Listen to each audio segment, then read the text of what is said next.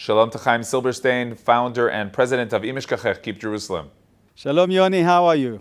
You're speaking to us from the site of Tel El Ful in Jerusalem. First of all, tell us about the history of the site. This place where we're at is an amazing place called Tel El Ful, although its real name is Givat Shaul, the place where King Shaul had his palace over 3,000 years ago. An amazing place with an amazing view and historical, archaeological importance. You're telling us that the state of Israel is not taking care of the site because of Jordanian pressure.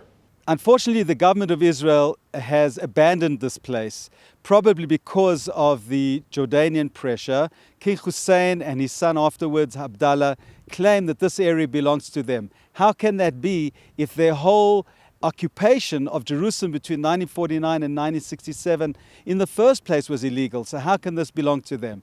This place, by law, belongs to the government of Israel. What did the Jordanians say?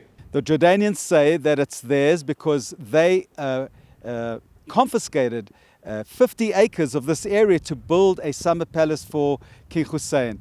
That's simply not true according to international law, and this land belongs to the state of Israel, and it is so important that we have to come back here and revive it and rebuild it up, and at least to do archaeological excavations here to uncover more of our amazing history here in Jerusalem. Now, Israel has kept the status quo in the area even before the peace treaty with Jordan. Why is that? The Israeli government basically feared to upset the Jordanians and certainly King Hussein. And in 1994, when Hussein signed the peace agreement with Yitzhak Rabin, Zichrono Livracha, he demanded that both Har HaBayit, the Temple Mount, and here, Hussein's palace or Tel El Ful, which we know as Givat Shaul, would be part under the sovereignty of Jordan. Thank God, Rabin refused. But this area has still been abandoned by the government of Israel. Tell us, when was the last archaeological dig in the area? What was found there? Our organization, Keep Jerusalem, Eshkachech, is trying to pressure the government to renew the archaeological excavations here.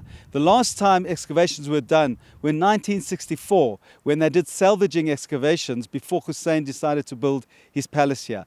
And over the previous 100 years, they found amazing findings here, archaeological findings dating back to the first metal period more than 3,000 years ago. That's why it's such an important place. This is the place that King Saul established his palace, and certainly that has great historic, archaeological and biblical importance for the Jewish people. But more so, this is a challenge for our sovereignty in Jerusalem. We must come back here, re-establish our presence here, and show that Jerusalem, all of Jerusalem, and certainly its important places, belong to the Jewish people in the state of Israel. So, Chaim, what are your demands today? You know, we know that the current government is actually working hard to strengthen the ties with Jordan. We're in favor of good relations with Jordan, but this place needs to be in Jewish-Israeli hands.